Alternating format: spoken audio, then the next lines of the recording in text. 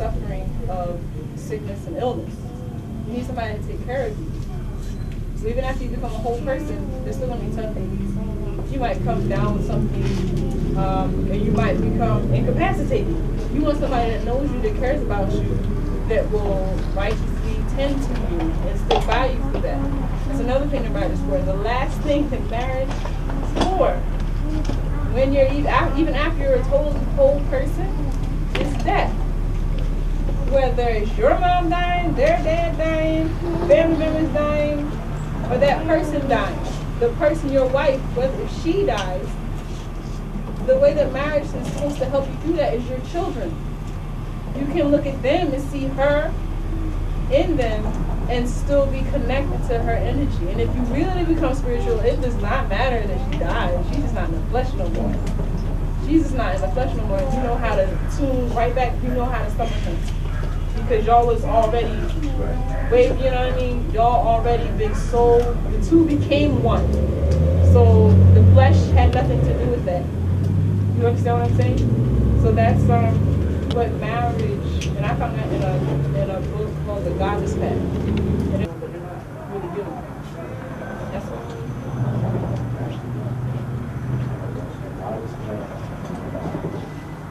When you say that it centers in the root chakra, that root chakra relates to what organ and what parts of the body?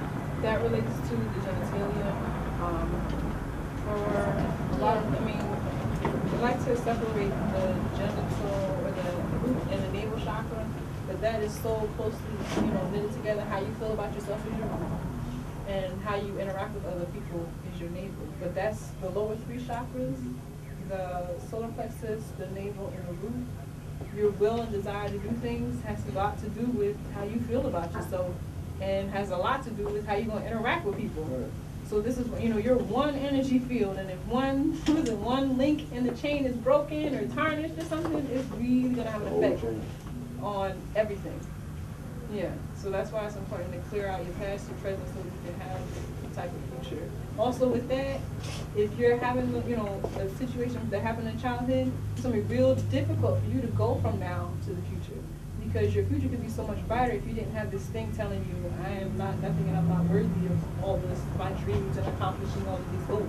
It will be there forever until you actively work through it. Then you'll be able to have access to that energy in your system and be able to be more potent about going from now to, can't nobody tell me that. I do deserve what I want. And I know what I'm going to do, and there's no blockages, there's no energy short-circuiting going on with you because you have access to all of your energy.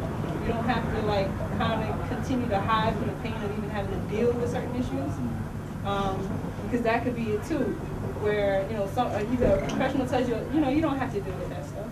Okay, I won't. Whew. Gosh, because if I did that, I would probably cry for a week.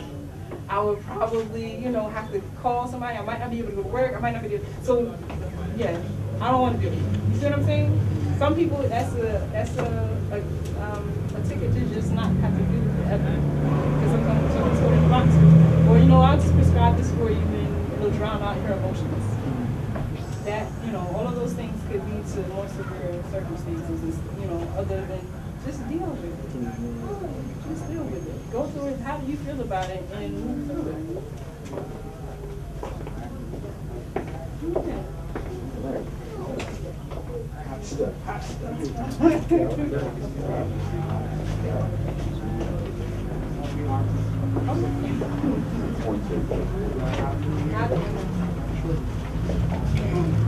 Good evening, everyone.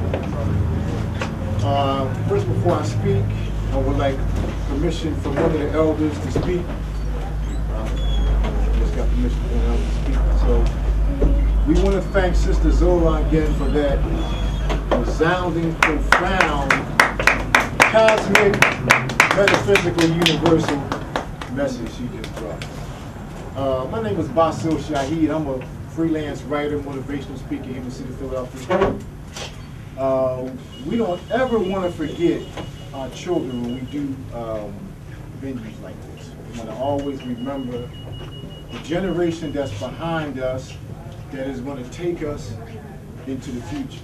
whether it be cosmic, metaphysical, whatever you want to call it.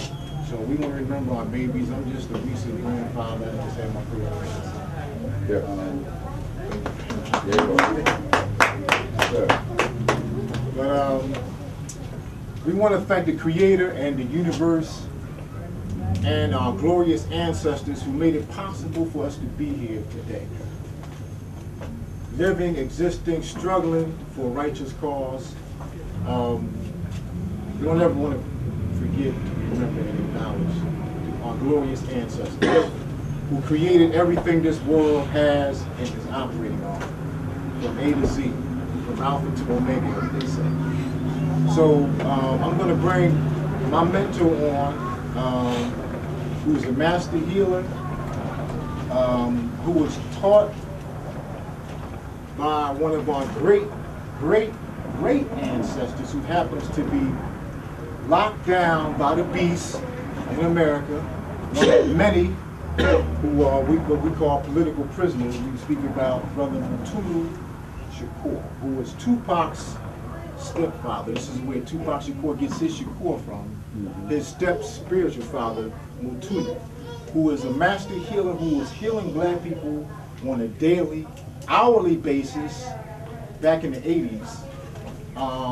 And his cost was, they gave Mutulu, I believe it was 70 years for something that he didn't have anything to do. It was another part of America's beastly, diabolical, conspiratorial plot and scheme against our great ones. It goes back to Noble Drew Ali, to Marcus Garvey, to Malcolm, and the list goes on and on and on. So Mutulu Shakur is doing a 70-year sentence right now in, I believe he's still at the AdMax in Colorado.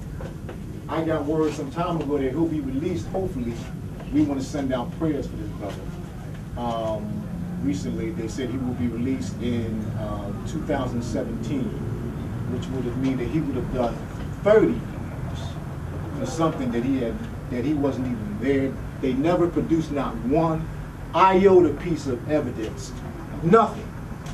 So we ask all of y'all to send out a prayer, a powerful supplication, whatever you call it, to the universe, so that Mutulu can be back home with us in the very near future. My name is Basil Shahid again. I'm getting ready to take a much-needed anti-violence, motivational, self-esteem building program to the school district of Philadelphia in the fall of September, and y'all can say a prayer for me. Send up something to me first, hopefully. Thank you very much. But they're going to need me more than I need them, believe me, they are, because it's a conspiracy. We all know this against our little ones now. They're not even really concerned about us anymore. It's a conspiracy to destroy our young ones, so that that's like cutting us off at the root, like the birth control pill all over again. So I'm going to bring on my brother, Baba, Dr. Kokayi Patterson, who is going to give us some profound, resounding, cosmic, spiritual, esoteric, metaphysical, universal, galactarian, you name it. He's going to come and give us some information and some knowledge, wisdom, and understanding and understanding that we need very much to take us into the future, which is now. So without any further ado, Master Healer Baba Kokayi Patterson from Washington, D.C. Can we give him a well-round? I tell you, family, everything he just got finished saying, I got to bring Sister Zola back up here with me. All that stuff he was just talking about, all of those spiritual things that my brother was talking about. Thank you so much, Brother Basil, for the lovely, lovely introduction. Wanting to again thank my sister Zola for the presentation, for the sharing of the information. I know I got me some notes that I'm taking back to DC, and I'm putting them on my altar and see if I can get some things cleared up about this relationship business. You know, so I really, really thank her for that. Some very, very profound points that she mentioned. Ashe. So, good afternoon, good evening, everyone. How's everybody? Beautiful. All right, let's make a little noise. How's everybody? Great. Okay, cool. Now we can move on. Great. All right, because we got to have a little juice going on here so that we can all work with one another. So I'm going to pass these out. Take one of those and pass it on out to everybody. Make sure everybody get one. If you ain't got one, I'll get you one. It's not a problem. We got enough to go back there. A couple more. There we go. Put those on there. Okay, and what I would like folk to do is to put your name in the center of that circle. I want you to put your name in the center of that circle. Okay? Put your name in the center of the circle. Let's give our sister one. Let's give Tyson one and give my sister Leslie one. And, you know, as a holistic practitioner, practicing holistic health, acupuncture, diet, nutrition, Reiki, reflexology, massage, martial art, you know, through the years, I'm 61 years old, I'll be 62 coming up in April. At age 18, 17 and a half, I became a vegetarian. This is like 1971, 72. Everybody thought that I was insane at that point, just to eat bread with lettuce and tomatoes on it, because I didn't know nothing about no tofu. I didn't know nothing about what they call healthy food preparation, the actual raw food preparation class that you went to. Sister Zola straightened me up because I said cooking. Raw food preparation class that my brother went to. It's important to recognize that those things weren't existing in our community back then. And so I was, you know, looked at as somebody strange and different. And in 1977, 78, I put locks in my head. You know, so I'm one of the only people running around in D.C. at that time with locks in my head. So everybody thought I was dirty, because they used to say people that got locked in dirty. You know, so to jump out there is not an issue for me. It's always been what we have to do. As my sister was saying earlier, we have to step out and address those issues that will stop us from moving forward. So at age 18, after being in the streets, using drugs and alcohol and dropping out from school in the 8th grade and not going back at all, you know, until I was in my mid-20s. But at the same time, from that period up until then, working in the community, studying acupuncture, and doing all of those things that had to be done, because it was about revolution, and it's still about revolution, okay? And as we talk about revolution, we're going to pass the bucket around, so if folk got a couple of pennies, a couple of dollars, whatever the case may be, we want to make sure that we support this institution. BlackandNobel's bookstore. And we definitely want to thank Brother Tyson and Sister Leslie for all the great work that they're doing. When I first came to the bookstore, I was impressed with the spirit and everything that's going on here, and made it my business to get back up here today to do a presentation. And we will be coming back doing more things in the community. So we thank BlackandNobel for all the work that they're doing. Leslie gave me a little bit of history about how the brother got started on the street corner and selling books, and you know, and as you know, we talk about tenacity and just continuing to do what we do. You know, built this institution for our community, so we really are grateful that he was steadfast in building this institution and making it work for us. So one of the things that happens, as Sister Zola was talking about, people dealing with issues and dealing with emotional things, etc. These things have to be addressed, and it doesn't matter which door you come in or which way you go at it and how you may approach it or whatever the case may be. We have to address the things that exist in our community. So I'm one of the folks, I'm a proponent of going back and looking at and dealing with whatever issues it is that you've been traumatized by, or you know, that you've had problems with. I'm one of those persons who thinks that that's important. In working in residential treatment for about 35 years, no one in my 35, almost 40 years of running residential treatment programs, no one was successful that didn't go back and do that.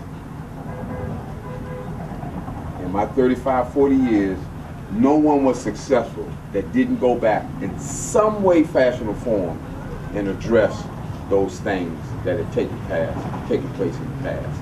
Because as my sister stated, they stick with you. You can do everything else. Become a vegetarian, you do this, you get into singing and the yoga, like she said, Tai Chi and meditation, and you can even go to anger management. You can do all of those therapeutic things. But if you don't consciously address, because people sit in anger management and they talk, but they don't consciously address it because of the fear of the pain and again going through the suffering of experiencing that same emotion or hurt or dis-ease as a result of what it may have taken place. And that's where that will comes in that she's talking about. If you don't have that will, that root chakra, you know, is where all of that's centered at. You know, you talk about the reproduction. So if that will is not there, you know, it ain't gonna happen, because that will you're talking about, again, as she stated, that brain, which again we're talking spirit. When we talk about the mind, we're talking spirit, because before they started using the word psychology and psychiatry, it was what's wrong with that person's spirit. It was always that until they came up with that word. It's not a word that we came up with. Africans didn't come up with that word. But that word they used to disassociate, you know, the process from the spiritual connection. But as African people, we know that there's no way that you can do that. So with your name right there in that circle, the first thing we have to do is recognize how do we address these problems that we may have in our community. They have to be addressed from what's called a holistic perspective. Now, when y'all look at that paper, you can clearly see this word holy in there, and you can clearly see the word whole in there. Okay, and you see a little definition how that word is broken down. So when we see this word holy, okay, most of the time we see the word holistic. Okay, and when we see this word holy in there, we're always talking about something serene, something God-induced, something spiritually based, you know, etc. when we talk about that word holistic. But if we don't put the W in it, then we leave out, most times, the community and the environment. We usually leave this out when we talk about dealing with a health issue, whatever that health issue might be. We usually leave out community, environment. Give an example. High blood pressure, diabetes, HIV and AIDS, asthma,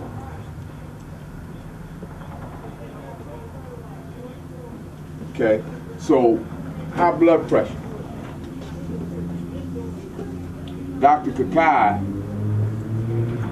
is dealing with high blood pressure. So we say, okay, Baba, in terms of your body, what are you doing? We talk about the diet, what they should be eating, you know, da-da-da-da-da. In terms of your mind, what are you doing? You know, okay, you know, I'm strengthening and educating myself, strengthening my mind. In terms of your spirit, what are you doing? I'm doing the meditation and yoga, like Sister was saying earlier. But I got this high blood pressure. My spirit is calm, my mind is clear and strong, I'm eating all the right food, so my blood pressure is going to go down. But I go home and I ain't got one of them wives that we be talking about. I got the opposite. I got somebody who's going to be raising hell when I come in the house. My blood pressure is going to go back up, even though I've done all of these things right here. Y'all with me? Y'all follow? Come on. Okay, so diabetes, same thing. Okay, I can do all of this, but when I go home, I got cakes, cookies, ice cream, Uncle Ben's white rice, oodles and noodles, you know, some white bread. You know, I got all of the stuff that's going to turn into sugar and process into sugar and then turn into acid and rack my body up. Okay, so my environment in my icebox, in my cabinet, I need to have agave nectar. You know, as opposed to for my sweetener. I don't need no maple syrup, I don't need no turbinado sugar, I don't need no honey, you know, I need agave nectar, you know, as we move and take it to the optimal level, okay? Because when I stopped eating meats and all those other kinds of things, the only thing I used was honey throughout the years, bee propolis and, you know, different kinds of things. But as time went on, you get exposed to stuff trickles down into the black community. That's the problem that we have, you know, stuff trickling down, you know, into the black community. So agave nectar would be in my environment, it'd be up in my cabinet. Himalayan sea salt would be in my cabinet, not the little girl with the umbrella. Miss Morton, no. We don't want none of that salt, you know, because that ain't gonna do nothing but dry you up, dry up your arteries, etc. Straight up sodium, ain't no minerals in it, you know, whatsoever, you know. So we look at HIV and AIDS, you know, and when we talk about HIV and AIDS, we talk about a virus, okay? Let me do it like this. Let's just talk about this HIV for a minute before we go. So we look at HIV as a virus. And a virus is something, you know, that's alive. It's a live, living organism. And if it's a live, living organism, it got to eat. Okay, and what do it eat? It eat up the blood cells and all that other stuff, okay? So let's say this Pac-Man is the HIV virus. And you know in the game, as it's moving through and it eat them balls, it get bigger and bigger. You ever seen that Pac-Man game? It gets bigger and bigger as it's eating the balls. So what happens when the virus is running through the body and it's beginning to eat up the red and white blood cells and spreading the virus all over the body, it gets stronger, you know, in that sense. So you got your cells right here. Now this area in that cell is where the food is. This mucophage in here, this mucoid matter that's in here is where the food is. So the virus is sniffing that. Do I want that? Okay. Now, here you have a brother over here that's eating pork chops, that's eating little chitlins, that go to Crackdonald's and go to Murder King and roll over to Taco Hells and go to Wendy's and KFC, killing families and children. So they going to all of them places. So what's inside of their cells is that. They drinking a Hawaiian punch, they eating Honey Nut Cheerios and Sugar Graham crackers, cereals, whatever that stuff is that kids eat. I don't know what you know, Rice Puff Krispies and all this stuff with everything with color in it. The Pebbles Jones, it's like, it look like the rainbow, man. That cereal look like the rainbow, man. It looks like a fancy rug if you pour it on the floor. Yeah, Fruit Loops and all of that. So the virus, this brother right here, then you got Dr. Kokayi. In his cells, we got veggies, we got fruits, we got vitamins, we got herbs, we got alkaline water, you know, we're doing some acupuncture, we got some exercise. So my cell ain't got no garbage in it.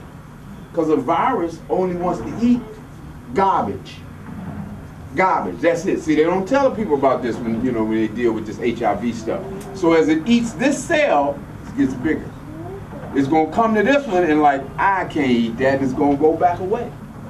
So if all of our cells are like this one, what's going to happen to this chump up here? He's going to starve. If you starve, what you do? You die. You see? So the viral load begins to come down. So they can actually check that viral load for an individual and see how much of the virus is concentrated in their body. So this is what happens in that process. So let's look at that in terms of the holistic process, right? So with the holistic process, this individual has the HIV virus. Now, most people think that the virus is a life and death piece. You know, I'm going to die. You know, so again, this depression and this mental state that she's talking about, this person is carrying this with them every day. I can go up to them and say, you fine, yeah, right. You know, because they haven't gotten to what she's talking about. They haven't resolved, you know, the things that have gotten them to that point. Meaning they have to go back and look at that issue and see what happened.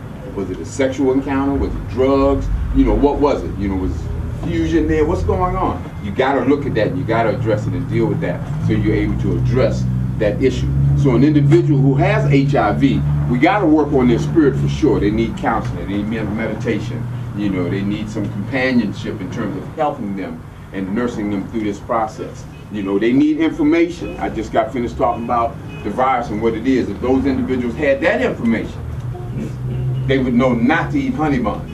They would know not to eat the cupcakes. They would know, you know, not to eat the cookies and the ice cream and the this and the that and the sweet yogurt. You know, what about yogurt, Baba? No, no. It's got 10 pounds of sugar and syrup and, you know, all these other things. And you go to the health food store and you can get acidophilus, you know, yogurt, you know. And it's great for women in terms of yeast infections and things of that nature. It really helps to clear that up. You have some sisters just eat a little bit once a month, you know, just to keep that down. And the yeast infection, of course, comes from the bread and the rice, and all of those things that turn into sugar in the body. So we know we work that middle piece, and then we work the body and we talk about what they should be eating, what kinds of things they can do to build their immune system. In 1990, I was working with a clinic in Washington, D.C. called Green Cross Acupuncture Clinic. We developed a protocol that we took to, I think it was the second or the third international conference on HIV and AIDS. And we sent the protocol over there, and the protocol was actual acupuncture points that we could needle, that in needling these points would develop red and white blood cells. This is incredible. I can put a needle in somebody and we can generate red and white blood cells. Well, where do those red and white blood cells come from? They come out the bones. They come out the marrow of the bones. So again, when we talk about that root chakra, we got to strengthen that root chakra because the kidneys are down there. And the kidneys deal with bones and hair and growth and development and will and fear, the opposite. So what she was saying very, very clear, in terms of how that operates, how this whole area down here operates. You don't take care of that, you're in trouble. You just working this up here, you're in trouble. Some things are going to happen. So with that HIV, and so we work the body, we work the spirit, we work the mind, and in the environment, we still have promiscuity. So there can be a reinfection, or it can be a passing on of the infection. Let's talk about asthma. Spiritually, something's going on with that individual. When you talk about asthma, you're talking about the lungs, and the lungs deal with sadness. The lungs deal with grief and loss. Okay, that's the lungs. But what do you mean, Doc? One of my best friends passed. Oh, you're going to coming up here. You see people in the church. Oh, give them room, let them breathe. You kind of get choked up because your breathing is like the breath of life. And here we talk about death, and we associate that with breath of life or not, kind of thing. So again, it's a whole mental psychological piece that's going on. But the lungs deal with grief and sadness and loss. In D.C., we're #1 in the country with respiratory problems in Washington, D.C. #1. Well, what does that mean? Well, we got two things going on. Environmental. D.C. is up here. I'm sorry. The water is up here and D.C.'s down here. Yeah, D.C.'s below the water in D.C., so we're surrounded by water, the Anacostia and so forth. So all this humidity is coming up over the city, and all of the toxins are coming up and being trapped in the air. That's one thing, environmentally, okay? Spiritually and physically, most of the young people in D.C. ain't got no mama or ain't got no daddy. Y'all know that's how it is in the black community in a lot of situations. One of the parents are not there. Separation anxiety is a big, big issue in our community. So separation anxiety is a loss. Young girls are sad when their dad ain't around. Young boys are sad when their mama ain't around. So we got a lot of that concentrated in Washington, D.C. So now we got the environmental piece, we got the spiritual piece, we got the physical piece, meaning that they're eating junk food every day. They're eating things that's going to clog up their lungs and throw their balance off, okay? And that major thing that they're doing, of course, is sugar. Okay, we're going to talk about that in a minute. So, holistically speaking, we have to look at everything that we're doing from a holistic perspective. Our business, our relationships, our family, our work, whatever it is that we do, if we use this, then we're good. In Chancellor Williams' book, Destruction of African Civilization, he has in there what's called the African Constitution. The African Constitution basically talks about what it is that we should and should not do and what we can and cannot do, similar to those 42 principles of Maya that she was talking about. And the key to that is that she said that this is something that I will not do, I will not harm, I will not do this, I will not do this. But the most profound part of that statement that she made is that after the day is over, you can say, I did not. So that's the closeout. That's African. There's no separation from beginning to the end, and you connect them up. But in American society, like she said, that's not how we do it. Matter of fact, we mess up all week, go to church on Sunday and get forgiven.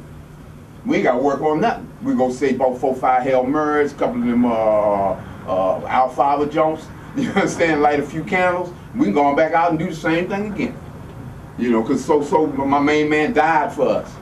He died for our sins, so we can go and do some more sinning. Because if did no, don't work like that. Yeah. That's the wrong thing. We talk about Genesis in the Bible. I don't know if I spelled it Genesis. Did I spell that right? Maybe I didn't. But y'all know what I'm talking about. I'll put a B up here for Bible, okay? Okay, in the Bible. Okay, so in Genesis it says very, very clearly, I give you the vine that bears the fruit with the seed that you shall have as your what, family? It says meat. See, right now I'm just clearing up concepts in terms of how we need to look and how we approach, whether it's a mental issue, emotional issue, physical issue, communal issue, family issue. If we don't use that circle, something's going to get left out. Listen, financial problems. Same thing. You know, what's the spirit about it? You might have somebody in the family think money is the root of all evil. Sister mapped it out very, very clear. That's why it's so easy for me to say it. Money is the root of all evil. She's talking about, she said, everybody when they sit down and pray, it used to be everybody was on the same tip. Now everybody on a different kind of tip. You know, because that whole concept of separatism and dichotomyism is here in America. You know what I'm saying? So we got to look at that. So the meat, it clearly states, I give you the vine that bears the fruit that you shall have as your meat.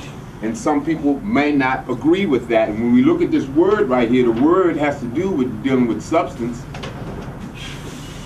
Has to do with dealing with substance. I say to my brother, that's a gray, and then my brother say, no, that's army gray, and then Sister Zola step in and say, wait a minute, let's clear that up, let's get down to the meat of the situation. Now we understand the importance, you know, of the conversation and what we're dealing with. We get rid of all the nonsense and we go to the meat. In Leviticus, let me put another B up here in case I spelled that wrong, that being Bible. In Leviticus, it talks about what we should eat. It defines the kind of fish that we should eat. It defines the kinds of meats that we should eat. All through the Bible, herbs are mentioned 2,000 to 3,000 times.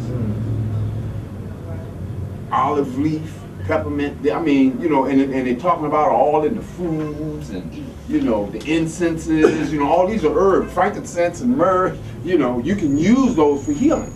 You know, if in fact the Creator picked 3 things that they gave to baby Jesus in all of the world and all of the universe, they picked 3 things. As a kid, I was like, why did they pick gold and silver? Why did they pick frankincense and myrrh? Because I'm thinking they should have gave him a donkey or something to ride around in, a cart. Because my man was walking all through the desert. They gave him a bag with some water in it. I was thinking all kind of stuff as a kid, you know. But why is it that these 3 cats came from around the world and the cats had gold and silver, frankincense and myrrh? So I said, there's got to be something about that frankincense and myrrh. So I grew up not knowing. And then when I found out I could get it, I didn't believe it because I thought it was only special for Jesus. I said, the only time I heard about it, we can get this in a store? I said, you lying. Because I'm thinking this is something you cannot get. And frankincense and myrrh, the reason why, and this is just my perspective or my take on it, the reason why that was given to him because of what it can do spiritually, mentally, physically, and communally. So we light that frankincense, and spiritually it cleans all the negative energy out of your house, out of your environment. I burns it like a smoke cloud in my house. People come in gagging. You know, I say, oh, thank you for letting me know. You know, so we know what's happening, that the lungs are all messed up, etc. So that frankincense works on that. With the mind, you know, you burning frankincense and the nice fragrances and, you know, how it's making you feel mentally and it calms the spirit down, etc. With your body, frankincense can be used to break down mucus and stuff in the lungs. It's antibiotic, antiseptic, antifungal. You know, in the community, when I light frankincense, people be coming and talking about, man, I smelt your house around the corner. So what is it doing to the neighborhood? Without me even going out, you know, and without me even seeing the person who walks by, breathes it in. I've never seen them in my life, but they got that frankincense in their body. So this is how important this is, again, when we talk about that holistic circle. So again, these are just some of the concepts. Jesus was a vegetarian, huh? That's what they say. That's what I say. I keep asking people, can you tell me where he ate meat? And they keep talking, pulling the fish thing out the bag. Well, you know, he fed the masses. I say he fed the masses. He fed, you know, because the Bible is so correct.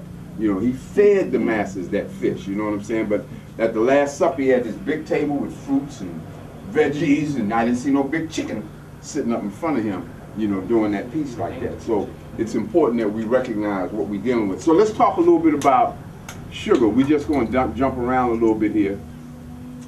Talk a little bit about sugar. And when we talk about sugar, you know, we're talking about this white powder here. And we're talking about an empty carbohydrate. And we're talking about it being in everything. McDonald's sprinkles it on their salads. They sprinkle it on the French fries. You know, it's incredible. You know, it's incredible. They sprinkle it on your fries for those of us who eat that stuff. You know, and that McDonald's French fry, you lose it in the car, and you go back and find it 2 months later, it looks just like it looked when it came out the fridge. And you find that thing stuck down in the back seat of the car somewhere, and you pull it out, and it looked just like it did when it came out of the grill. So, this sugar thing, huh? Break it down. Break it down, yeah, because it ain't going to break down in your body. It's not going to break down in your body.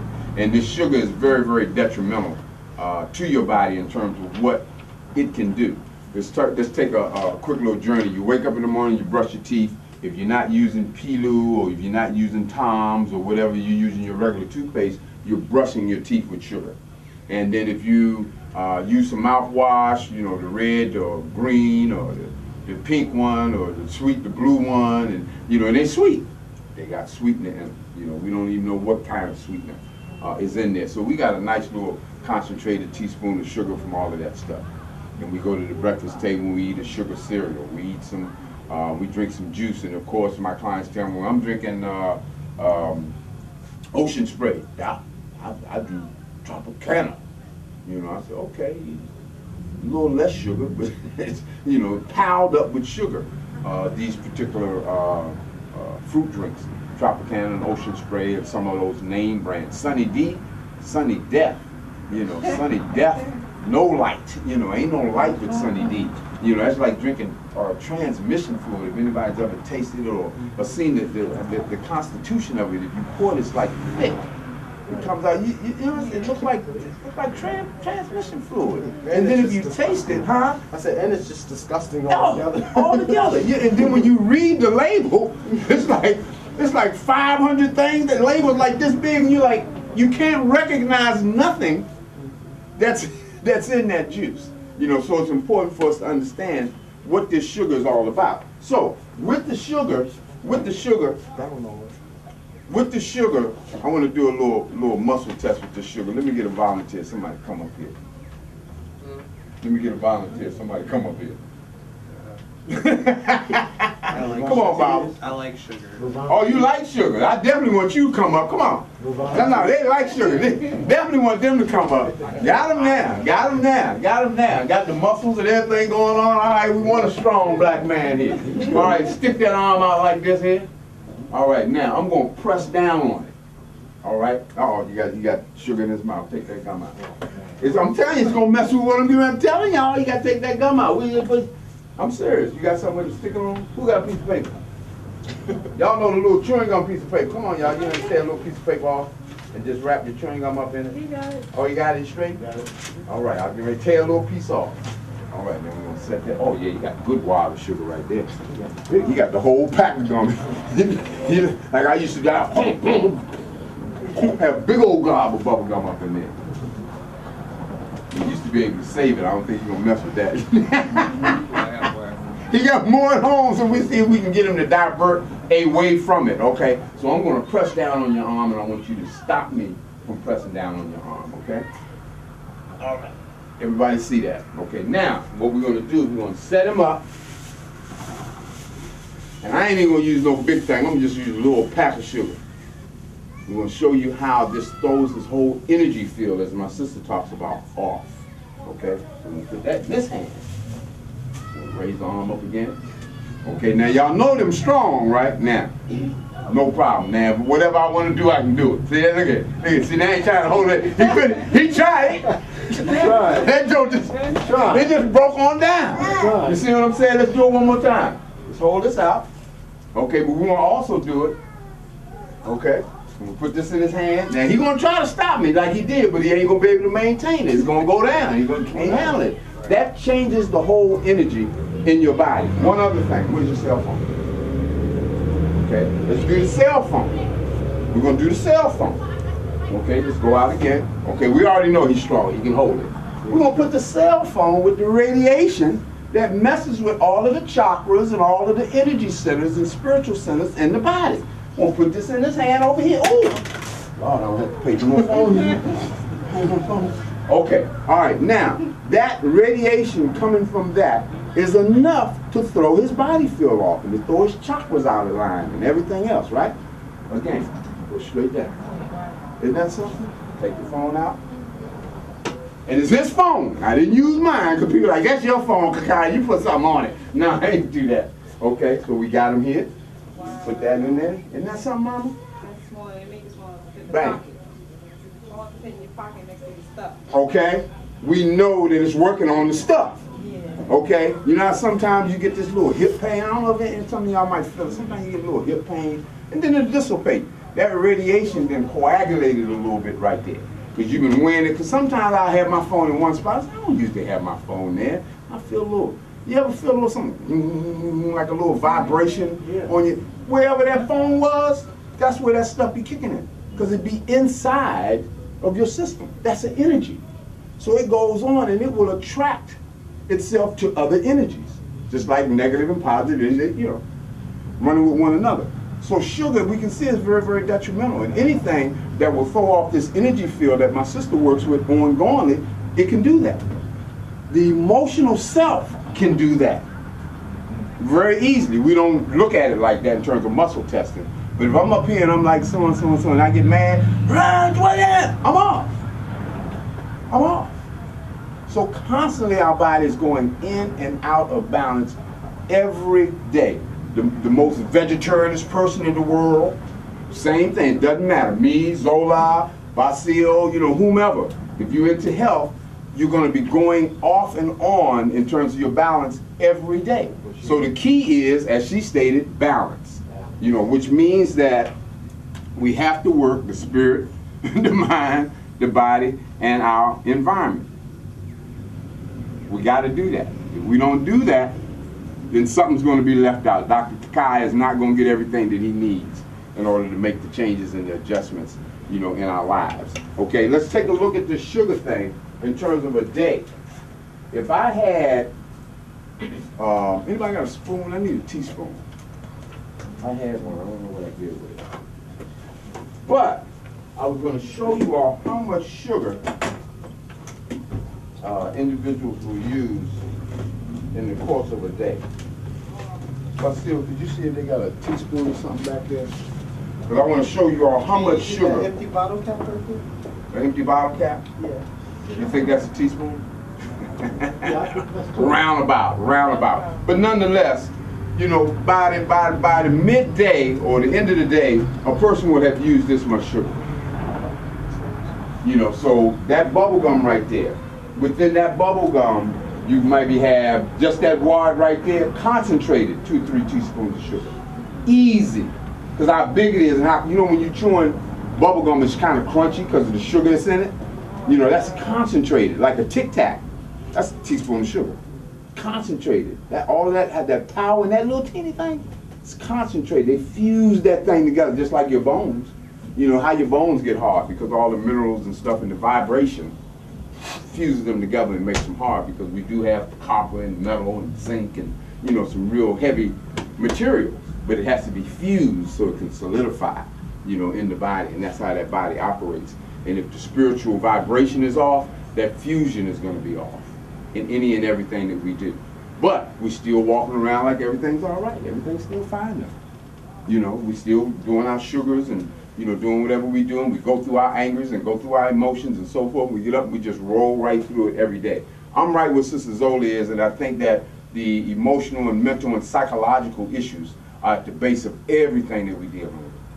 Is at the base of everything. So if you don't do that work, so as an acupuncturist, that's what people always want me to talk about, but I usually never do until the end, you know, of the presentation, because they have to understand this more so than understanding acupuncture, because we know acupuncture works 5,000 years old. The oldest medicine on the planet. It started in Africa. There's actual acupuncture needles on the walls in the pyramids. Gold needles and so forth. I got gold needles and silver needles. They have platinum needles. And all these metals, as my sister knows, with crystals and metals, they have certain energies. You know, you got to know how to apply those concepts, you know, when you're doing that acupuncture process. So the energy process is important for us to recognize that instead of how people say, well, what's holistic? They say body, mind, spirit. And they always put the spirit last. And the spirit should always be up on the top. Always up on the top. But they always say, oh, what's holistic? Body, mind, spirit. So here they go with that physical piece, and that's how society does. They want us to focus on the physical. You know, if we focus on the physical, we'll never get to this, as she was saying, who we really, really are. And we really are spiritual beings, as she stated again, living a physical experience, living through a physical experience. So it's important that we recognize, again, what this process is all about. So we can't find no teaspoon, but nonetheless, just going through it, you got 1 teaspoon coming out of the bathroom, you sit down at the breakfast table, you eat your cereal, and normally there's sweet honey nut, sugar frosted, cinnamon toast crunch, da-da-da. You can add another 5 teaspoons of sugar to that. Now we're at 6. And we haven't had our Sunny D.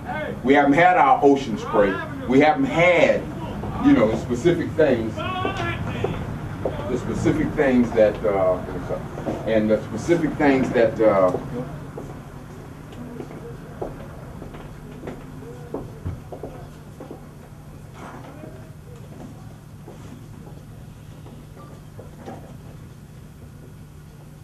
okay.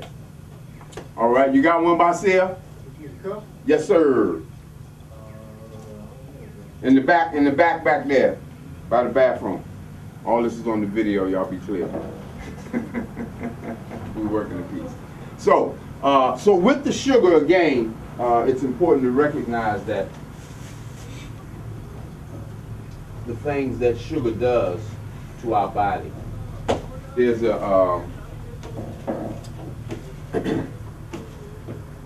a book called The Children's Health Book by Ron Seaborn. And Ron Seaborn has a depiction of different monsters.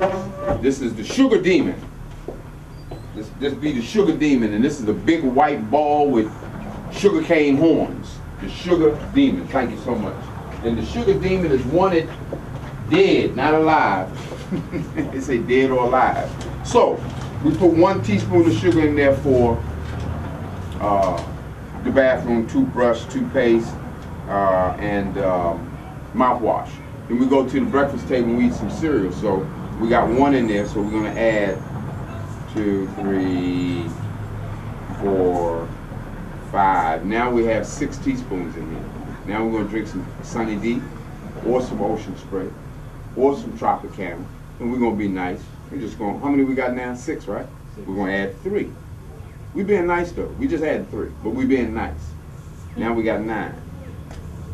2, 3. Okay. Then we usually will have a bran muffin or a donut, or, you know, I'm talking about the adults. We ain't even talking about the children. Okay, we're talking about the adults. We have a little honey bun, or, you know, something like that. So we get about, let's say 3. Be nice. We'll be nice. We'll put 3 more. Now we're at 10, 11, 12. Do we have ourselves a cup of coffee, maybe? Yeah. A cup of coffee. Yeah. Yeah. Not us. I mean, you know, I do, yeah. You know, okay. So we're going to add, on average, at least 4 teaspoons of sugar. I mean, coffee drinkers. You know, so we have what? 9, 10, 11, 12. We're at 12, 13, 14. And we're being nice. 15. Just add 3. That's it. So we have this much sugar in this container. We haven't even got the lunch. We didn't get to the Kit Kat or the Reese's or the Blubble Blubble or the Blubble Blubble. We didn't get to that. I would have been 3 cups of that pasta. You've been 3 cups out. That's the truth, though. So you think about the children. This is, you know, the children, sugar frosted flakes. You know, honey loops, pops with dye on them, red dye, yellow dye, green dye, all of that. And that's all in this right here. So, on average, your body is only supposed to break down 5 to 9 teaspoons of sugar a day. That was just breakfast. They had to do nothing with lunch, because we didn't say nothing about a soda, did we? Because a soda, you're going to throw 10 in off the bat. Unless you're drinking 2 liters.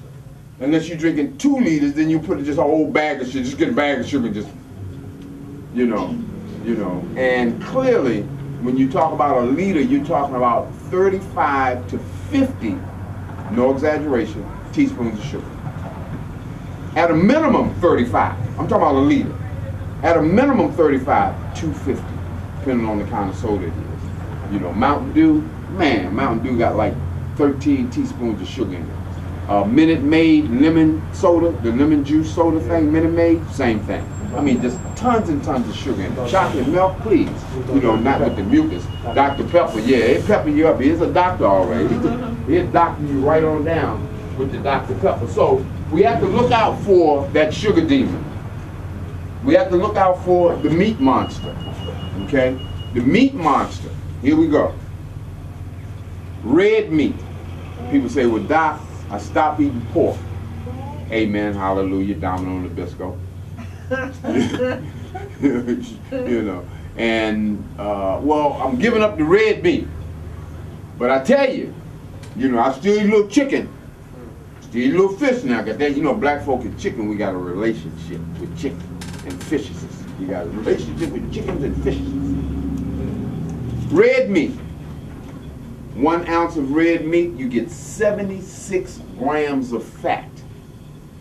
1 ounce of white meat, you get 72 grams of fat. No difference. Either you want to shoot yourself or you get run over by a car. Which one you want to do, you know, in terms of, you know, your health and what you're dealing with. So meat is a very, very dangerous thing, and it creates all kinds of problems. The starch creature. Now, starch creature, oodle the noodle, Uncle Ben's white rice, elbow macaroni, you know, all of those starches will turn into sugar and produce acid, you know, in the body. That's the starch creature. Then we have the very famous dairy goon. The dairy goon, of course, we're talking about dairy products that create mucus in the body, etc. So these are some of the folk that we have to deal with, and what they do is they create mucus. So here we have the mucus destroyer, and we know that mucus will destroy the body and break the body down and clog the body totally up in that process, okay? But one of the things that we want to do is work around that. And we have to ask ourselves 3 questions. We have to ask ourselves 3 questions about whatever it is that we're doing. The first question says very clearly, number 1, is the food giving energy?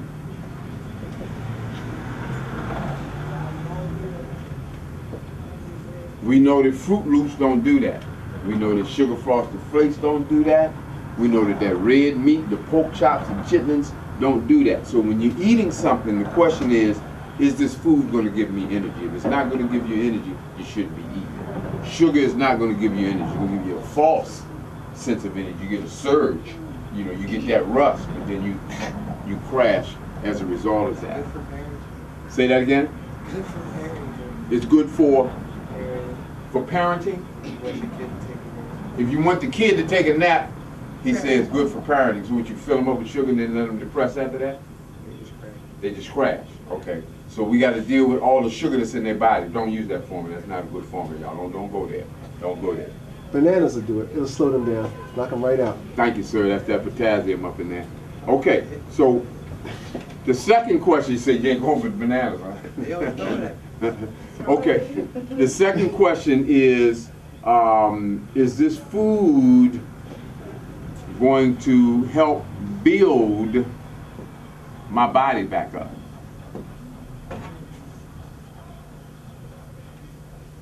So if the body's broken down and you're going through changes, what kind of food do you eat to build your body back up?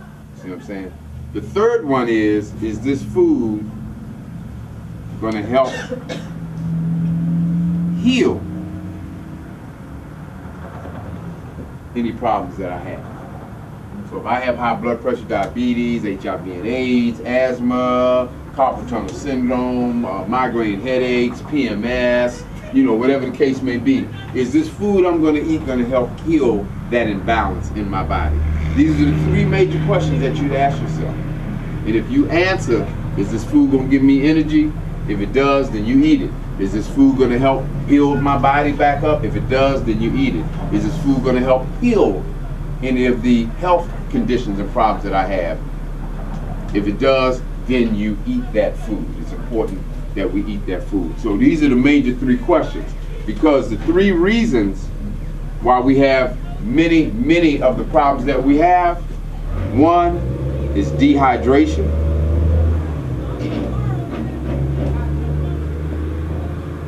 Malnutrition.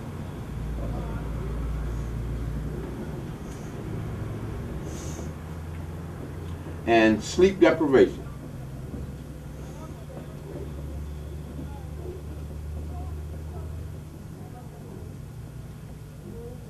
Okay? Dehydration, water.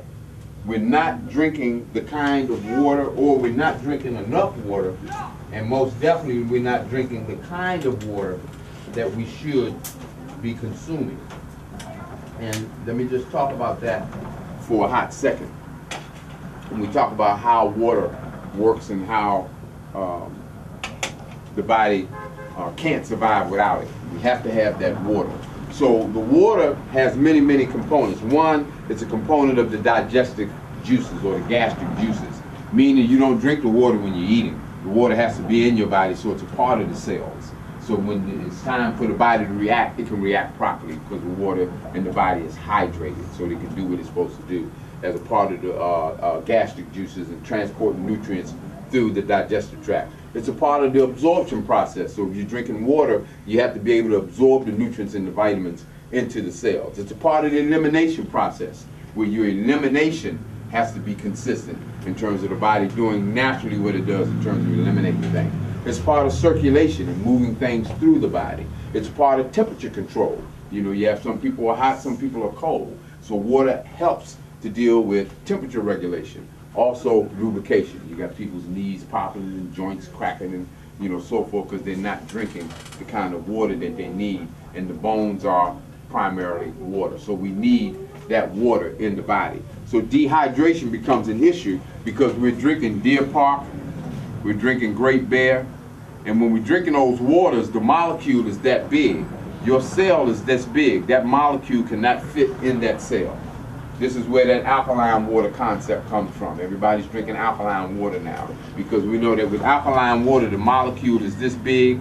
It can get inside the cell and make sure that the cell does all of those things. So therefore, we got to drink real water, Blue Delta, Iceland, Fiji. We have to drink all of those alkaline waters because our body internally has to have an alkaline environment for those foods to digest properly, and the enzymes and the gastric juices, etc., to be able to do their work properly. But because there's acid in there, then they can't function properly, because that stuff is being eaten up and the body cannot work properly. So dehydration is a major thing. For every 20 pounds, 8 ounces of water. For every 20 pounds. So if I weigh 100 pounds, I'm drinking 5 glasses of water. Okay, that's an easy way to do it. For every 20 pounds, a glass of water. Okay? All right, that's important. So that dehydration. So the next thing is malnutrition. We eat, but we eat the wrong stuff. So we get nutrition, but we don't get quality nutrition, okay? So the malnutrition has to do with the quality of the food that we're eating, as well as when we talk about water and see again the interconnection and interrelationship of all things. When we talk about this malnutrition, it has a lot to do with this water too, because remember, one of the functions is to take the nutrients through the body. You might be eating some healthy food, but you're not drinking the right water. So just remember, everything is, you know, I don't want to use this word, but I'm going to use it. Everything is meticulous. You know, you got to get down to the real nitty gritty, and we got to go optimal. You know, so we might do something around drinking water, but the kind of water that we drink might be wrong. You see, so we got to be very, very clear about that process. So remember, 20 pounds, 8 ounces of water. Okay, and we want to drink alkaline water, that pH balance, 7 point on up to 9 point. Okay, 9.0, 7.0 on up to 9.0. You can read that on the bottle. Most people are familiar with Fiji, Real Water, Blue Delta, Iceland. I don't know what other waters are up here. But ask for pH water or alkaline water when you go into the health food stores. Y'all got Whole Foods up here, right? You got Whole Foods. You know, so yeah, you go in there and do that. Okay. So filtered water is bad. Filtered water is just that. You just answered it. Filtered water. So that means it's water that's been filtered, meaning that supposedly the toxic ingredients or the toxic materials have been screened out. The filters can't get it all out though, bro. They can't get it all out. They can't get it all out. Filtered water is just that. So in terms of a nutritional value, there's none there. You know, distilled water is better if you're going to be drinking filtered water. But the distilled water you're only going to drink in the AM or with your tea. You see? So again, we want to be specific because we want to drink pH water so that our body can do what it needs to do here. Okay, and that water can get into those cells. You see? Okay? If you drink distilled in the PM, what happens? Real quick. You're just talking about more cleansing, you know, and if you're going to regulate and balance yourself out, you want to start that cleansing process in the morning. Most people will do distilled water with liver juice, just to activate that liver, activate that cleansing process every day. Your body, how many times should we detox? How should we detox? How many times should we detox? You see what I'm saying? Twice a year? You said once a year? Twice a year. Yeah, it's seasonal, at least once a season, okay? That's, the answer is we do it every day. Without us even having to do anything, our body is built like that. So when we do a detox process, we're only helping the body do what it normally does. So That it ain't doing too well. Because we might have too much toxins in the body, can't get it all out, or our body's clogged up and can't get it all out. So distilled water could be part of that regimen? Absolutely. I didn't know you could drink distilled water. Yeah, yeah, distilled water. When I sit with my clients, I tell them to do distilled water in the morning, alkaline water during the day, and then they can brush it off with some spring water. Because there's money always involved when you talk about alkaline water, it's a few pennies more. So I usually tell my clients, distilled water in the morning, your glass, lemon juice, distilled water, fresh lemon juice, distilled water, you drink that, and that activates the system, wakes the system up, gets the liver activated, gets the digestive tract activated, helps to flush out the toxins that was laying in the liver all night. Because when you're sleeping at night, all of the blood goes to your liver with the exception of just a little bit that keeps you going. So all night long, the liver is being soaked with whatever was in your blood. So if it was the bubble gums, you got all that sugar in your blood. If it was a 40, you got all of that 40 up in your blood. If it was a 50, you got all the 50 all that stuff in there. How much, you said 20, 20 for every 20 pounds of body weight? yeah, but how long? Like 24 hours, 12 hours, all day, once a day, what? 24 hours. What are you talking about? How often do you drink the water? All day, 4 hours, 2 hours, what? No. All during the course of the day. During the course of the day, you want to get in 5 glasses, 8 glasses, whatever it is compared to your body weight. Okay. You know, and a lot of times people have a problem with that, trying to get all of that water in their mind. You know what I'm saying? So if you're sipping it all day, but it's not a conscious effort. So people don't understand the importance of the water. We put our shoes on. The water is just as important as the shoes. The water is just as important as your pants. You know what I'm saying? But people don't look at it like that. So we tell people to get a liter and just carry that around with you. It's hard for people to drink this water because it's not embedded in them. I struggle with it just like everybody else does. You know, I do pretty good, you know, because I'm conscious about it. But I don't do every day. I don't get my 8 glasses of water in. I'm going to get 6 or 7, but I might miss one. You know, but if I'm doing it on a regular basis, I'm okay. And if I'm doing my lemon and distilled in the morning, I'm doing my alkaline in the day, and I got my spring water back, I'm going to be okay. You know when you don't drink enough water when you're laying in the bed at night and you do that stretch and you get that cramp? That means no water. That's what that means. When you be laying there, you make that turn around 3 or 4 o'clock in the morning, you get that, you try to stretch everything, you know, you roll up out the bed, try to put that foot on the floor, try to straighten it out. Y'all see, I know what I'm talking about. You see? But that's what happens at night. If you're not drinking the water, your muscles will cramp up on you. You know, and that's important to recognize that. So, malnutrition is very, very important, you know, in terms of building the body, in terms of this right here. You know, energy. You got to have nutritive food. You know, to rebuild the body, you have to have food that has all of those minerals and nutrients that are components of building blocks or rebuilding, you know, the body. Food to help to heal. This food, if I have asthma, what kinds of foods can I eat to help deal with that asthma? If I have a liver condition, you know, I got hepatitis or jaundice or something going on with my liver, what kinds of foods can I eat to deal with that? All your nightshades for sure, your turnips, rutabaga, rhubarb, parsnips, you know, these are all of the things that you got to dig up out the dirt. You know, these are all liver vegetables. Okay, so an individual who has any kind of liver condition, so I need some parsnips, rhubarb, rutabaga, turnips, radishes, you know, that whole nightshade family that works on detoxifying, cleansing, and rebuilding the liver. Okay, this hepatitis that they have out now is kind of tough, but way back in the day, you know, when they had that first strand of hepatitis out, that diet would flip that whole thing around for individuals. Okay, it flips it now. At the same time, there's some other things you have to do because the strands of hepatitis are a little bit more stronger than they were, more viral than they were back in the day. So with the liver, again, those nightshades, nightshade vegetables are what they call it. These are all the ones that grow at night. You know, that's when they grow at night. When the sun go down, they're growing. You know, the sun come up, shut them down. You know, they just wait, I'm gonna wait till the sun go down. Okay, so it's important to recognize that we have to eat those kinds of food. Sleep deprivation. Now here I am, dehydrated, I'm not drinking no water. Here I am, malnourished, I'm eating at Crackdowns and Murder King and Taco Hell and, you know, the Chinese joint, and, you know, I seen they still got churches up here. Eh? You know, they done ran churches out of D.C. I think it might be one down there. You know, they done ran them up out of there, KFC, Killing Families and Children, and ran everybody up out of there.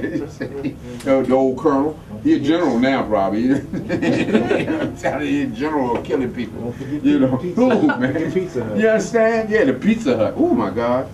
And what's my man Jared? What's the boy Jared from Subway? You know, Jared, he lost about 900 pounds eating at Subway. And I say he was a lie because you was exercising, you had a trainer, you had your herbs, all that money you was making. You know, that's why Magic Johnson running around here, you know, HIV negative. Because he had the money to be able to do what he needed to do and use natural healing concepts. He's not telling people that. I want y'all to think it was drugs, because the powers that be done told them. Don't go around telling people, man, they eat some fruit and some vegetables and so forth, they can heal this thing. You know, and that's what he did. You know, no doubt about it. Believe me, family. He came to a program that I was working at back when he first let that out. And he talked a little bit about that. So, here I am, dehydrated, malnutrition, sleep deprivation. Sleep deprivation. Now, y'all know y'all don't sleep. If y'all like me, y'all struggle getting your sleep in. You know, even us holistic practitioners, we struggle. Okay, I thought she was going to say, not me. I was going to say, oh, not you.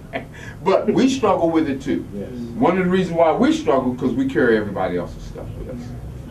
You know, a lot of times we have to work that out in order to get some sleep. Believe you me. The other day I treated a guy, his knees were all bad. He walked away, my knee was starting to hurt. I was like, oh, I know I'm supposed to leave that in there. So you have to actually do something practically. You know, in other words, when I walked out of the room that time, I didn't say I'm leaving it. You know, you got to do something. You know, you do something practical, something physical. You make some kind of mind or spiritual statement to lead that stuff. And as my knee was bothering me, I had to stick some needles. I had to actually go ahead and treat myself to resolve that issue. You know, but that's what happened. So, sleep deprivation. We get on average 3-5 hours. On average, that's without children. I'm gonna say without children. You know, 3 to 5 hours. You know, and if you good, you're gonna get 7. If you good, you're gonna get 7. You know, anywhere from 3. I didn't want to say 3 to 6, because if I say 6, that's too much. But 3 to 5 hours, because those of us who wake up at 3 o'clock in the morning. Okay, some of us don't sleep. We toss and turn all night. And this is why these 3 things are crucial. We told you about the dehydration, how that's crucial. We told you about the malnutrition, because you got to be able to rebuild the body, give the body energy, all of those things. Sleep deprivation, let me tell you, to me, this one seems to be almost the most important one. The reason being is because of the mere fact that your body cannot heal unless you're sleeping, unless you're meditating, unless you are loving, unless you are resting, unless you are laughing. These are all what? Relaxing states. These are all times where the body ain't got to do nothing. At ease. It ain't got to exert nothing. Like right now, I'm not healing. I'm working right now. Right now, my body's not healing. One of the things that has all those things have in common is not thinking. You're not in that, oh, I gotta do this, I gotta do that, and I didn't get this done, I didn't do that done. All of those things have that in common. Absolutely. Okay? Just What's loving? a warm fuzzy. You know, so when I see my sister Zola and I see my brother Basil, when I see Basil, or I see my brother here, I see Tyson, you know, when I came in, we hug. Those few seconds is nothing but positive, relaxed energy, and dig this, exchange. So when I stepped back from Tyson when I came in today, and I stepped back from him, I didn't step back with a bunch of nonsense. I stepped back with some good energy. And when he walked back that way, he stepped back with some good energy. So as I'm talking with you right now, my energy is coming out and it's coming right here. Bam. Yours is coming all the way out and it's coming right here. Bam. They meeting. Bam. What happens right here determines what we get back. So when the brother come and they hug you and they give you that side thing, what's up, baby? You ain't got the whole thing. Something happening, but you ain't got the whole thing.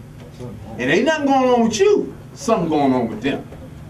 So when you walk away, if you do have your balance, ain't nothing going to be taken from you unless you take it from that person. But if you clear, you're like, oh wow, what's that? Okay, all right, I love you anyway, brother. You know, you roll on the way. But outside of that, you're like, what's that? Now you thinking, like sister just says, all up there in that head. Now you thinking like they think. What's this? Wow, something wrong with him. Now your energy off. I was gonna say that's a good analogy, and that's something that I'm dealing with. I don't want to say necessarily use the title as love, but like, okay, I work in a hospital, and I think a lot of people are robotic, like the doctors or people, because like, say for instance, if we're walking down the hallway, doctors don't speak. It's and incredible. On a daily basis, or you know, some nurses too, but on a daily basis, right? Like here, we got this narrow hallway, and I'm walking this way, and they're walking this way, and when I first started, of course, I'm like, you know, we're in this narrow hallway, nobody else is here, hello, and they will look at you right in your face and still don't speak. Yeah, absolutely. And then the next day, it's the same thing. It's like, how can you see me every day and not speak? Incredible.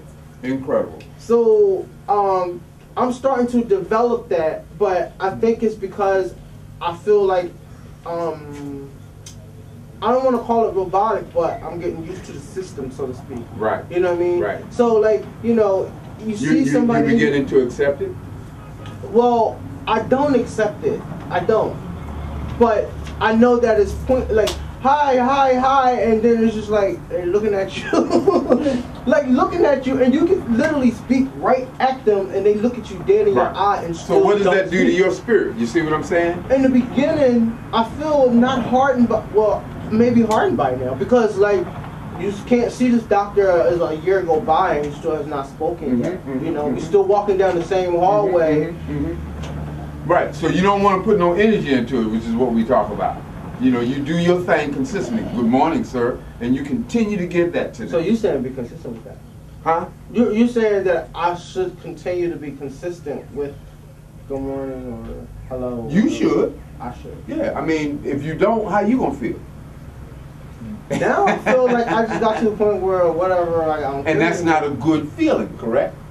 That's not positive. You don't want to do nothing positive. Mama, you was about to say? That's a lack of human connection. Yeah. That's trained out of. It's robotic to the hospital. You just said It's it. Robotic. She said trained. Out of people. It's trained out of people. Yeah. I thought maybe they went to school for it. I'm wondering like if it's something that doctors do in school. They got, Yes. they got Yes. They got a lot of Yes. non-naturopathic thinking going on. So it's all machinations. No. They're thinking drugs for this, That's drugs it. for that. Drug So a lot's orientation. going on. And when Yeah. you go, you have a problem. They're gonna go. They're gonna leave their room where you have it, and they're gonna go to their office, look up the book in technical terms. They So are. There's a lot going on that's outside the order, the way the earth operates. So they are trained like that.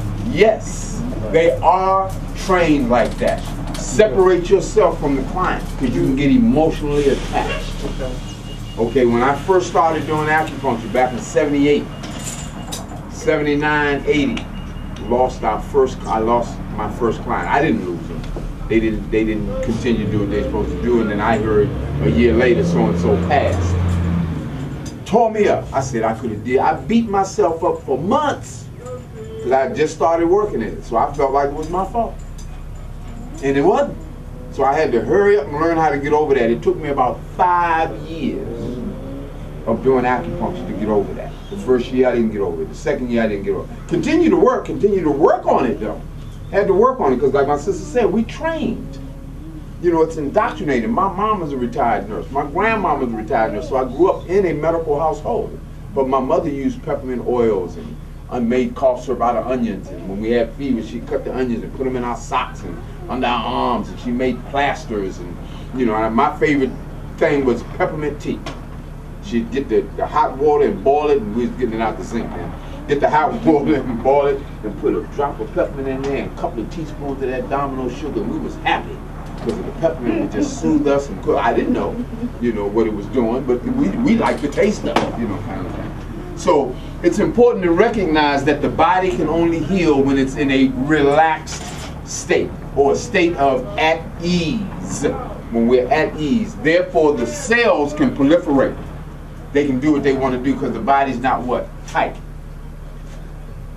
So like right now as I'm doing this, I'm shutting my system down right now as we speak. Ain't no circulation right here. It ain't going up to the arm. It ain't getting to my brain. I done shut all that off. Let me stop. You see? So that's important. So when I get angry, anxious, anxiety, fear, whatever, you know what I'm saying? These things can constrict the body and they call it stress. So when we think about that word stress, I ask people, what is stress? Oh, my job is stressful. My husband, my wife, my children, the bills that I got. The issue becomes, I say to them, if we look up the word stress in the dictionary, would the definition say stress? Your wife, your job, your husband, your children. Webster ain't there like that, okay? He's not there like that. But what is constriction? Constriction is a physical tightening up, a physical constriction of the body. And when the body tightens up, everything tightens up. The circulation, okay, the nervous system, your senses, everything will tighten up. The circulation throughout the whole body, your blood, everything will tighten up. Your brain, you know, in terms of your thinking processes, because you cannot do this and think clearly at the same time. You know. Unless you're Bruce Lee. You're Bruce Lee? What did he say? What about Bruce Lee? Unless you're Bruce Lee. A lecture? Unless you're Bruce Lee. Oh, okay. Yeah, Bruce could do some fantabulous things. Okay. So it's important to be able to recognize how to work around that. You cannot have, check this out, a negative thought and a positive thought in the same space. It ain't happening. So now what we know then is that a positive statement, a positive thought, a positive emotion, a positive feeling is much more powerful than a negative one. 100 times more powerful than a negative one. You can move some stuff. You know, you can get some things done, you know, with that. But you cannot have them in the same space. They won't exist. Therefore, if we walk down the hallway and they're not speaking, you got one or two choices. Either you're going to be in a positive state or you're going to be in a negative state. If that person takes you out of that positive state in terms of your training and your upbringing, your protocol and your mannerism to speak to any and everybody as we're walking past them, that's how we were raised. That's a nicety. As my mom used to call it, that's a nicety. That's being nice. That's a nicety. Serve that nicety up on the plate. You know, what are you talking about, Mom? So that's a nicety, you know, speaking to everybody. And of course, if anybody's been down south, you just all day. Yes. Exactly. You know, you're like, I don't know them, but you know, and they smiling. And that's what I'm used to. Yeah, absolutely. Even in the car, absolutely. driving past. Yeah, all of that in the car. I mean, everywhere. Yeah, everybody speaks like that. So again, that's this. Once again, so if that's happening, hey, good feeling, right through my body. And if I'm doing that all day, That explains why. oh baby, I'm pumped up. At the end of the day, you feeling good. You see what I'm saying? And there's a video called The Secret, and it says if you stub your toe in the morning and you get mad about that and you carry that anger, it's gonna go to the next thing. Then you go in the kitchen, you're gonna drop the pot on your foot, on your toe, and you go in and your sisters put their stockings on and get a snag run in it. You know, brothers put their socks on and figure out, oh, you got two mismatches here. You know, different things will happen because you're not focused, and it's taking you out of your normal state of balance. And I know it's getting close to cutoff time. Let me see if there's any questions, anything that people may want me to address before we wrap it up again tonight. We're at about 9:30 now, almost. 9:20. Yep, we got about 10 minutes left. About 10:30. Anybody got any questions or anything they'd like to add? Yes, Mom. What about the malnutrition? A lot of folks want to use the supplements. What you think of that? Absolutely. The supplements. I got a take on that. I'm with my sister. I think supplements are great. But it's important to recognize that supplements are just that, supplements. So if that's that, what's the optimal process? The optimal process has got to be the foods that you're eating, the diet. So yes, supplements are great. I take supplements. You know, you come into my house and right beside my computer is two little night tea night trays, two of them. And I got like 30, 40 different vitamins, herbs, and stuff like that. And my clients come in, you take all that, doc? I said, yeah, at different points in time. You know, I said the whole issue has to do with, again, spirit, body, mind, and my environment. So I'm on my computer, and I'm like, oh man, I forgot to take my B complex. Boom. Because I got it in liquid. I try to get as many liquid jumps as I can, because we be tardy. You know, you got to get liquid vitamin C, liquid B complex, liquid multivitamin, liquid calcium, magnesium for the bones. You know what I'm saying? All of this stuff. You get your little tinctures, your little eye drop tinctures, you know, for your heart and for your liver and your kidney. You get all these different herbs because you got to work on those processes. So the environment, again, is so crucial in this process. So the supplements are just that. They supplement what it is that you're supposed to do ongoingly. Okay, so when we talk about raw foods, fresh foods, this word raw, we was talking about it earlier, it just kind of throws people off. But yeah, fresh foods, raw foods, has in it all of your nutrients, all your vitamins, okay, all of your enzymes, You know, the alkalinity is in all of your vegetables, you know, etc. And you put that in your body, if you're eating like that regularly on a regular basis, your body is going to take care of itself and do what it needs to do. But, I'm sorry, not but, and because we are in this society, this system, as my sister was talking about earlier, a lot of stress, a lot of stuff that we got to deal with on a daily basis. We're constantly being bombarded. Because of that, there has to be some kind of supportive measures. You know, so we do some crystals and do some crystal clearing. You know, we do some meditation, we do some Reiki, we do some acupuncture. You know, we do some water with lemon juice. We do some liquid vitamin C. We do, you know, we get some seaweed and we eat some seaweed. And, you know, we go over here and, you know, we eat a little bit of ginseng root, or we over here and we get some moringa seeds, you know, whatever the case may be. But it's what? Lifestyle. That's the key, lifestyle. So if your lifestyle is one that says, I'm going to eat what's right, when you come in my house, ain't nothing going to be in there but what's right. Doc, what you got to eat? We got some stuff. Man, he ain't got no junk in there, man. Don't ask him, man. He ain't got nothing in there we can eat. Oh, yes, I do. Everything in here you can eat. You see that? He ain't got nothing in there we can eat. Oh, yes, I do. Again, the conditioning. You know, and these are clients that come in. You know, when I'm working with a client, the first half an hour, I have to debate with them about the milk, the pork, you know, and different other things. Wheat bread. There's a whole debate about wheat bread with them now. But Baba, I thought the wheat bread was good. Yeah, but it creates so much mucus and phlegm in the body. That's not whole bread. The wheat bread is the salt and yeast and trash in it. Wheat clear. You know, it's got nothing but garbage in there. You know, and then how you gonna get a piece of wheat bread and you grab the piece of bread, right? You grab a piece of wheat bread if you let it go and do like that. I'm just saying, you get a piece of bread and you hold it at the edge, it's gonna do like that. Now, when we were coming up, in 3 days. Yeah, that too. When we were coming up, we'd take a piece of white bread. You know how you take it and roll it up like a hot dog and you eat it? Yes. We would do that, but we would also roll it up, go in the house, make sure mom ain't there, turn the oven on. We'd sprinkle some sugar on it and put it in the thing and bake us a donut. With that saying, you know how soft that thing is? You can rebake that bread. Come on, y'all. We grew up eating that. You know, but that's the concept. So think about what that's doing inside of the body. Okay, those people like dairy and cheese. When you get your pizza, first slice come off, stringy cheese, you whip it, wrapping it, trying to catch it. Yeah. String cheese, it's just rolling. It's nice and melting. You whip it, and you fold that bad boy. You tear that thing up. Then you go back to get the next slice. You got to tear it off. Because the cheese then what? Got hard. Because it ain't what? Hot no more. So it ain't melted. Oh, your body's hot enough to keep it melted. So when you eat that piece of pizza, that second piece, first of all, the first piece then hardened up because your body ain't hot enough to keep the cheese melted. So when you get very scary, especially the second, third, and fourth slice, if you're greedy on that day.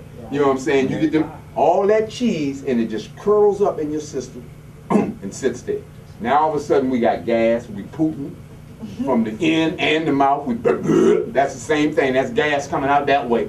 You know, because we got all this cheese and acid fermenting in the body. You know what I'm saying? All of this stuff that's going on in there. And we enjoy. My son came in the house last week talking about, boy, you must have had you another one in peace. Yeah, boy, I had a little piece. I said, go on and get them aloe crystals in there. Next morning he woke up, he was clear. Because you have to get that stuff out as soon as possible. So when I sneak and I eat some carrot cake, I'm taking me some aloe. Carrot cake coming out the next morning. I'm not playing with that. You know, and I'm going to try to find some vegan carrot cake if I can, you know, in that sense. But yeah. Aloe crystals? Gotcha. Aloe crystals? Yeah, the aloe crystals we have in the back. And the aloe crystals, it's an African aloe. I've been taking it for 15 years. And Basil will be handling it up here. He's one of the distributors up here. But the African aloe is the yellow bitter juice from the aloe plant. This particular aloe is 22 times more powerful than the other 273 species on the planet. Only grows in South Africa. Every herb that's most powerful is from that continent. Cayenne. African cayenne. I mean, we just, you know, I mean, everything that's great comes from that continent, Or you know, India. over there. Or India. Yeah, sure. Which is, you know, our second, you know, shape like Africa. Yeah. So that's baby Africa up there. And that's where we went when we left Africa, going up through there, teaching people acupuncture and all those other things, and made our way all the way up to China. Because in Sri Lanka, they got some of the baddest acupuncturists over there. I mean, vicious, you know, India, Sri Lanka, you know, Thailand, all of them, all the way up to China, you know, down there. Where was Jesus at for 18 years? He was running around in Africa, down in what they call the Middle East, studying. Yep. Because they couldn't find him. And when he came out, he was 30-something years old. He was going up to people and he'd touch them, boom, because he knew acupuncture points. He knew Reiki. He knew reflexology. He knew how to deal with mind energy. He knew how to deal with emotional mind energy, because it's just another form of it. You know, emotional. He knew all of this stuff. He knew how to use his eyes. You know, you have to do, don't read my lips, no, read my eyes. Bam! Like the vampire. Who? You know, real clear. The crazy dude that rolled up on him, he rising. Boom! Get down. Hey. Ease them right on up. Why? Because what did he release from his eyes? Spirit. And it was the spirit. Again, you cannot have negative and positive in the same place. He had been away for many years developing that energy. So when he came up against that, in no way could that energy propel him away. So that energy lost because he had developed that spiritual energy for all of them years and came out, let's go. Bam! And just dropping them, just rocking them all over the place. You know, Murray Macklin, all of them. He just taking care of the business. You know, say, you ain't do no sin, you throw the rock then, dude. You ain't never did no sin, you ain't never done nothing wrong, you throw the rock. You know, and again, using what? Mind. That's called, what do we call that nowadays? Reverse psychology. That's what we call it. Reverse psychology. Oh, you want to throw a rock? Okay, here, you throw the rock if you ain't had no sins. You're not going ain't no lightning bolt come down and get me. You know, real clear. God ain't playing. You know, so these are the things that we need to understand and recognize, that these principles about living and spiritual thinking and so forth is what allows us to move forward. You know, so all right. Any other questions? I just want to thank you all so much, and thank you all for sticking. You know, we had a great group of people here, and we will be coming back. Myself and my sister, we're going to be setting it up again next month. Hopefully she'll join me. And we will be coming back to do some more presentations on this. All right? Can we give Bob, Dr. Kokayi Patterson, he has his products in the back. Can y'all give him a little love so we can take a little less back to DC within the night than he came up with? He has some very profound, powerful, natural products that he put together in the back, from head to toe, healing the whole body from head to toe. So let me just say one thing about those herbs. See, again, I've been at this for about 40 years, and folk know Dr. Laila O. Africa. Folk know Queen of Ford, Dick Gregory. These are all the folk that I've been working with for 40 years.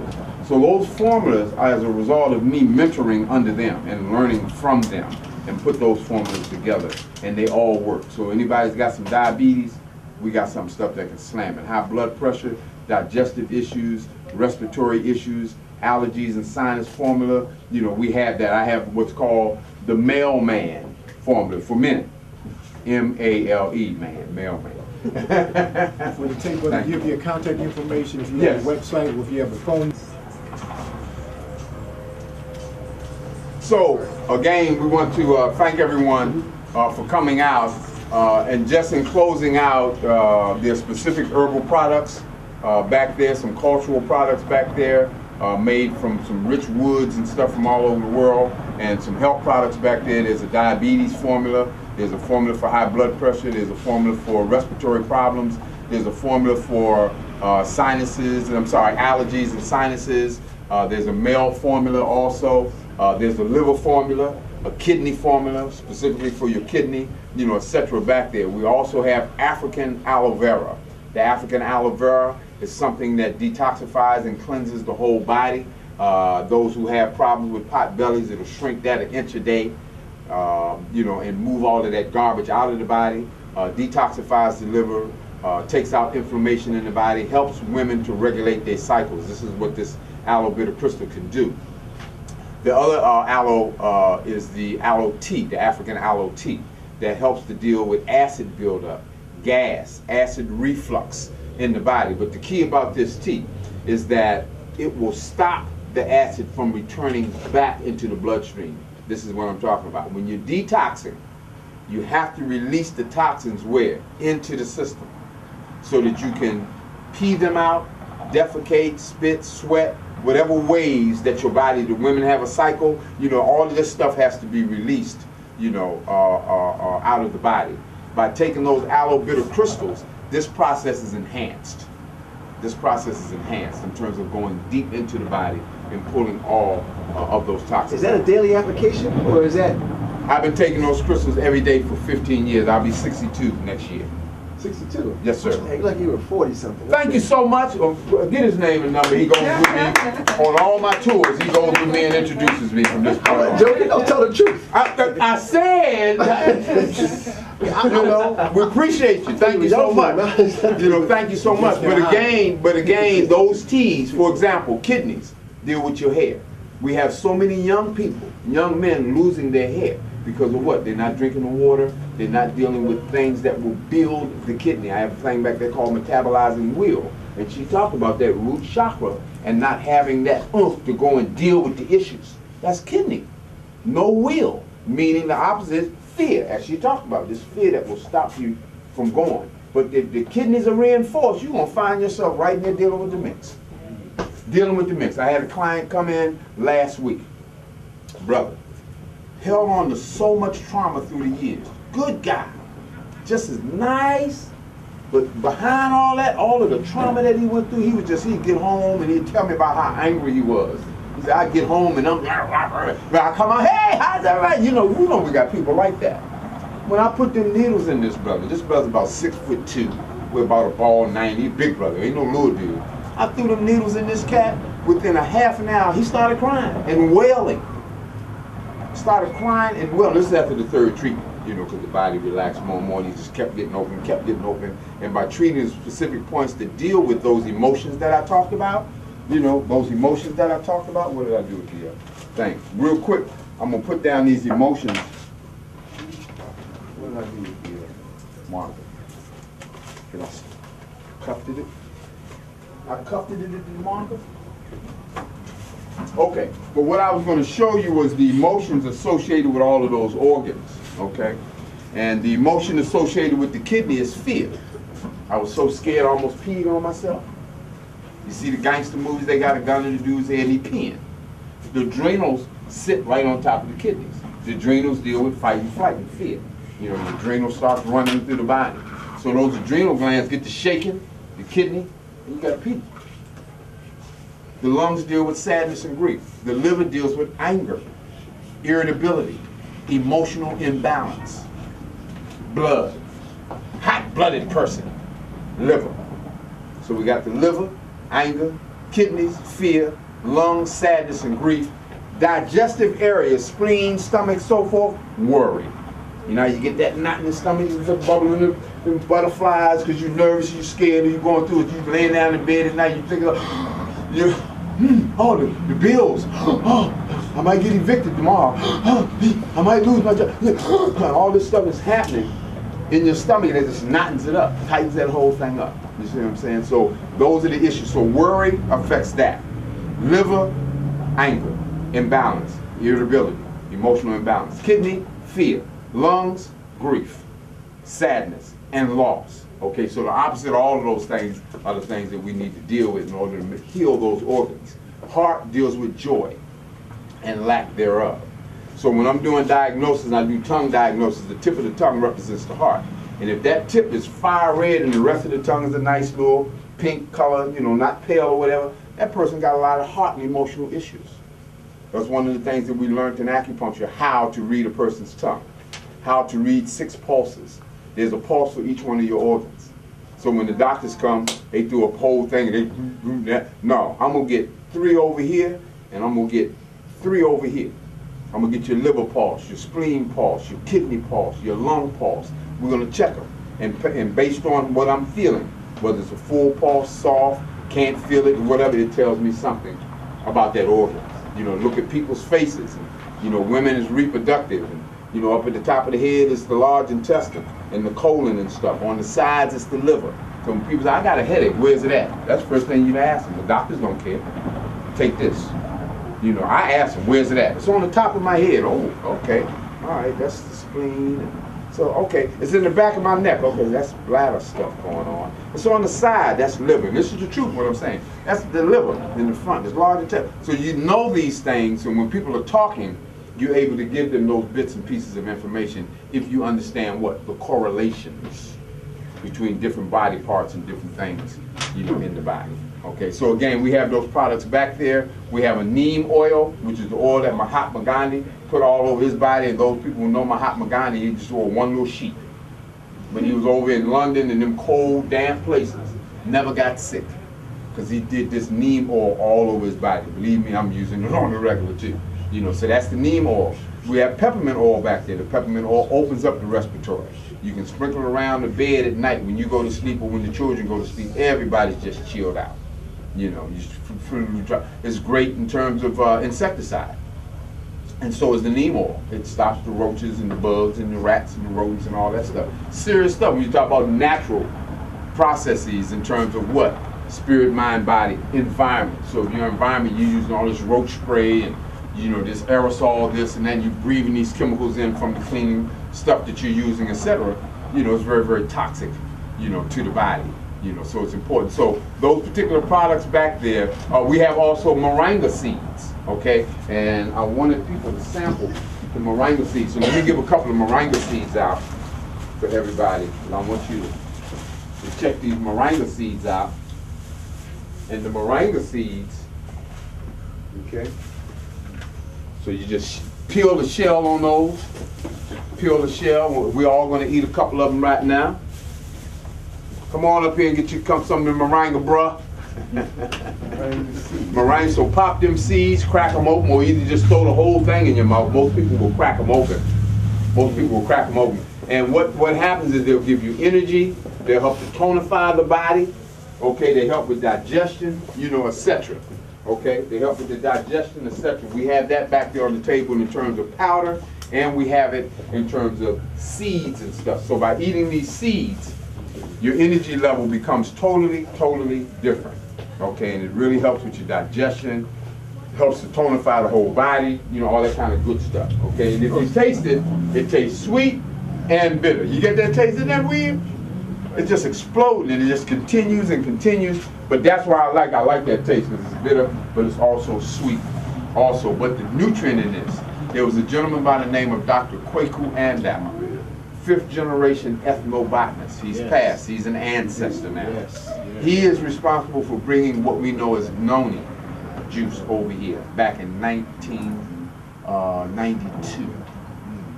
He's responsible for bringing moringa here in this country. People have not heard of this. He's responsible for bringing moringa back in 1992. He's also responsible for bringing an herb called tabernacle iboga, which is an African herb that if you take it, you leave the physical realm for 3 days. Tabernacle iboga, I-B-O-G-A. Look it up. It's illegal in this country. But the people with money, they spend $15,000, $10,000, $5,000, go to Europe, get the herb, and go somewhere and they induce themselves for them 3 days to deal with their traumas and past stuff and all of that coming out. Everything you went through comes up before you. It took me 15, almost 20 years before I was able to get it and do it myself. I'll share that with you one day because it was a very, very serious experience. You know, when we talk about the spirits. This is Dr. Ando from Atlanta, Georgia. Dr. Ando from Atlanta, Georgia, who is now an ancestor, is responsible for bringing noni to America, what we know as noni juice, and this moringa and that tabernacle iboga. Bad man. Noni is excellent. You know, it has a lot of nutrients and vitamins and you know, minerals. There is no bitter in this. This is sweet. Okay, okay. So he's got more sweet. He's got more sweets. What you want more? I got both. You got both too? Yeah. See, I get 3, 4 different things when I just got intense. You just got the what? intense. I can't. Just intense. Can't even figure out what. I can't even do the second one. Okay. So All right. give your contact information one more time. Okay, contact Your information. Number, website, email. Right. 240-744-2256. 240-744-2256. So you can get in touch with me that way, or you can Google my name, Dr. Kokayi Patterson. Website will be up Monday or Tuesday. What's your number again? 240-744-2256. And your name is Dr. Kokayi, Kokayi Patterson. I'll give you one of my cards back there at the table. You have a website or? Website will be up on Monday. Okay, we're revamping the website for the African Holistic Health Association. Kokayi. That's correct. Last name Patterson. Can we give Dr. Kokayi Patterson one more big black hand, huh? Thank you, Brother Basile. Thank you, brother. Excellent host. And we will be bringing him back on a regular basis with Queen Zola on a regular basis. Thank y'all very much. Peace and blessings. That was sweet.